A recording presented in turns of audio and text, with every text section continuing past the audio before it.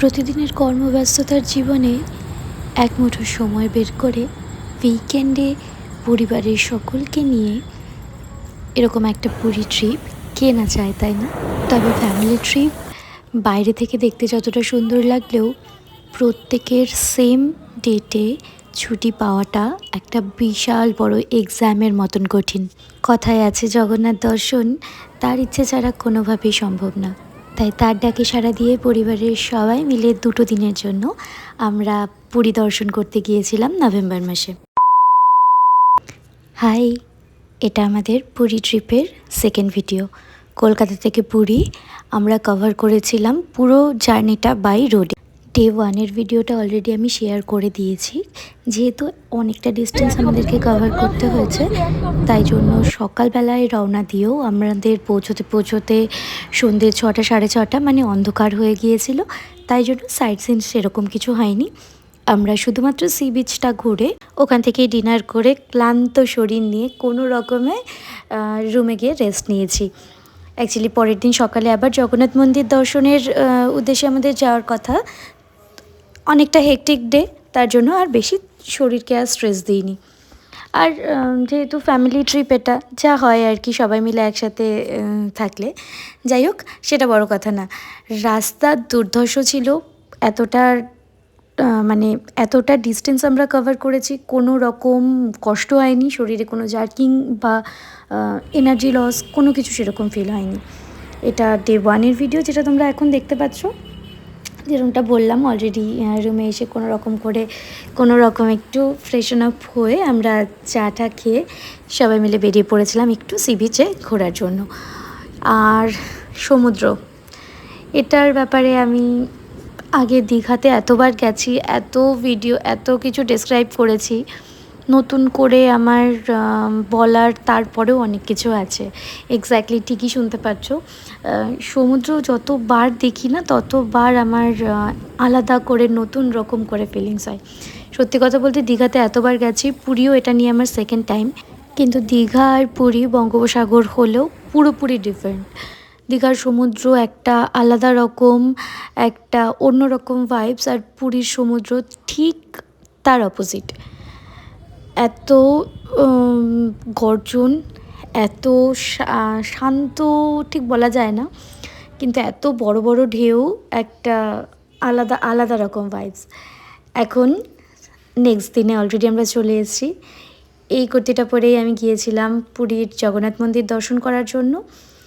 হালকা ফুলকা রেডি হয়ে আমরা জাস্ট বেরোবো মন্দির দর্শনের জন্য। সেরকম কোনো রকম মেকআপ বা ওই আলাদা করে প্রসাধনী ব্যাপারটা ওরকম কিছু লাগে না।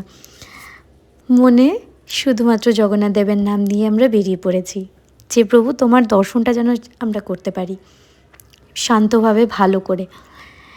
আর মন্দিরে ঢোকার আগে থেকেই এত লাইন। আচ্ছা, আরেকটা কথা বলে রাখি, আমরা গিয়েছিলাম কার্তিক মাসের পূর্ণিমার কিছু একটা ছিল, তো তার জন্যে পুরো কার্তিক মাসটা জুড়েই যেহেতু ভগবানের আরাধনা করা হয় খুব বড় করে, তো সেখানে কিছু একটা ছিল ফেস্টিভ্যাল বা রিচুয়ালস হতে পারে। সেই সময়টা অ্যাজ ইউজুয়াল প্রচণ্ড রকম ওভার ক্রাউডেড ছিল। আর অনেকটা দূর থেকেই সমস্ত কিছু নো এন্ট্রি করা, ব্যারিকেড করা, বাঁশের দিয়ে প্যান্ডেল করা, যাতে দর্শনার্থীরা ওই লাইন ধরে ধরে যেতে পারে। ফাইনালি এত প্রতীক্ষার পর আমরা পুরী মন্দিরের দর্শন পেলাম। আর মন্দিরের ভেতর অবধি যাওয়া থেকে বাইরে বেরোনো, পুরো দিনটা আমাদের বেরিয়ে গেছে। এত লাইন আর এতটাই ভিড় ছিল। আমরা সকাল ওই মোটামুটি 10টা 10:30টার দিকে লাইন দিয়েছি। পুজো দিয়ে ঠাকুর দর্শন করে লাইন থেকে বেরিয়ে বাড়িতে রুমে আমরা যেখানে ছিলাম সেখানে ফিরেছি ওই মোটামুটি 3:30 4টে 4:30 এরকম সময়। এতক্ষণ লাইনে দাঁড়ানো, সত্যি কথা বলতে লাইনে কোনো রকম কষ্ট হয়নি, কারণ লাইনের ধারে বসার জায়গা ছিল পুরো লাইনে। আর জগন্নাথ দেবের মহাপ্রসাদ গ্রহণ করেছিলাম আমরা রুমে বসেই, সেটার আর ভিডিও ক্লিপ নেওয়া হয়নি। সত্যি কথা বলতে মাথা থেকে বেরিয়ে গেছে বা ভুলে গেছি, একদম মনে নেই। তারপর একটু ফ্রেশ হয়ে ড্রেস চেঞ্জ করে আমরা সন্ধেবেলায় যেই বিচের সামনে যা টুকটাক কেনাকাটা সেগুলো করেছি, করে তার সি বিচের ধারে অনেকটা সময় কাটিয়েছি। সবাই মিলে হই হুল্লোড় করে, আড্ডা মেরে, গল্প করে, কত হাসাহাসি মজা করে আমাদের দেখতে দেখতে 2টো দিন কি করে বেরিয়ে গেল। এত দিনের এত প্রতীক্ষা, কি করে যাব, কি জামা কাপড় পরবো, ওখানে গিয়ে কি করব, কি করে এনজয় করব, কোথায় কোথায় ঘুরবো, সমস্ত কিছুর অবসান ঘটিয়ে ফাইনালি এবার আমাদের বাড়ি যাওয়ার দিনও চলে এসছে। আমরা মহাপ্রসাদ গ্রহণ করেছিলাম দুপুরবেলায়, আর রাত্রিবেলায় আমরা টুকটাক বাইরে থেকেই খেয়েছি। খেয়ে পরের দিন সকাল সকাল আবার রওনা দেওয়ার ছিল, তাই জন্য আর বেশি কিছু ঘুরিনি, রুমে চলে এসেছিলাম রেস্ট নেওয়ার জন্য। পরের দিন সকালবেলায় আমরা 6টা-7টার মধ্যে বেরিয়ে পড়েছি বাড়ির থেকে, যেহেতু আবার এতটা রাস্তা আমাদের বা ডিস্টেন্স কভার করতে হবে।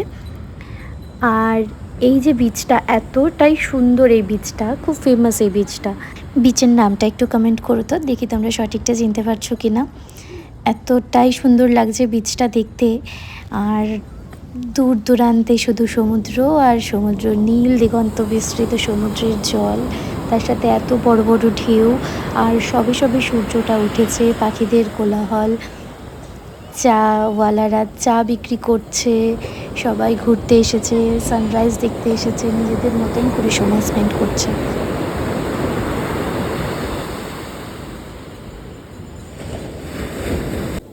এত যে সুন্দর লাগছিল, মনে হচ্ছিল সকাল সকালই সমুদ্রে গিয়ে একটু ঝাঁপিয়ে পড়ি। সমুদ্রের এই ঢেউগুলো দেখে আর চোখ সরাতে পারছি না, এতটাই সুন্দর লাগছে।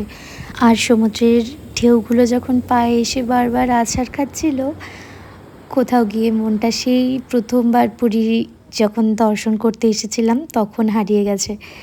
মনে পড়ছে সেই প্রথম সমুদ্র দেখার অভিজ্ঞতাটা।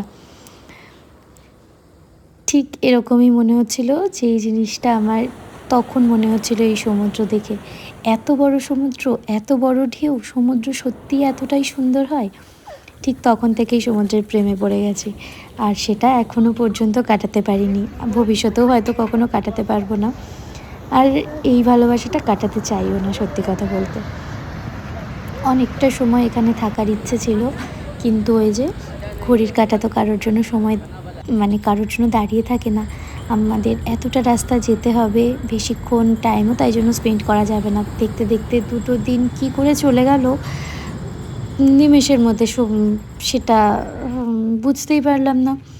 যাই হোক, সমুদ্রকে এবার বিদায় জানিয়ে খুব তাড়াতাড়ি আসবো আরেকবার দর্শন করার জন্যে, কারণ বলে যে জগন্নাথ দেব একবার দর্শন করলে 3বার দর্শন করতে হয়, আর আমার অলরেডি 2বার হয়ে গেছে, আমাকে তো আরেকবার আসতেই হবে তার কাছে। এবার তার ডাক কখন পাই সেটাই, তারই অপেক্ষা। যাই হোক, এবারের মতন পুরী ভ্রমণের অভিজ্ঞতা, এত সুন্দর অভিজ্ঞতা সাথে করে নিয়ে বাড়ি যাচ্ছি। স্মৃতির খাতায় আরেকটা পাতা যোগ করে আমাদের গন্তব্যের দিকে কলকাতায় আবার ফেরার উদ্দেশ্যে রওনা দিয়ে দিয়েছি, কারণ পরের দিন সোমবার রেস্ট নিয়ে আবার নিজেদের গন্তব্যে ফিরতে হবে। সেটাই যেহেতু আসল উদ্দেশ্য, সেটা তো করতেই হবে, তাই না? আচ্ছা, তোমরা চাইলে আমার আগের ভিডিওটাও একবার দেখতে পারো, আশা করি তোমাদের ভালো লাগবে। আর এই ভিডিওটা কেমন লাগলো অবশ্যই কমেন্ট সেকশনে একবার জানিও। সমুদ্র থেকে অনেকটা দূরেই চলে এসেছি প্রায়, মনটা কিছুতেই মানতে চাইছে না যে পরের দিন গিয়ে আবার সেই ওই কিউবিকেলের মধ্যে বসতে হবে। এত সুন্দর করে কাটলো এই দিন দুটো, যেটা এত তাড়াতাড়ি শেষ হয়ে যাবে ভাবতে পারিনি। যাই হোক, এই ভিডিওটা কেমন লাগলো অবশ্যই জানিও। আজকের মতো এখানেই ভিডিওটাকে এন্ড করছি। কেমন লাগলো ভিডিওটা অবশ্যই জানিও কমেন্ট সেকশনে। সবাই খুব ভালো থেকো, সুস্থ থেকো। দেখা হচ্ছে নেক্সট একটা ভিডিও নিয়ে খুব তাড়াতাড়ি। টাটা।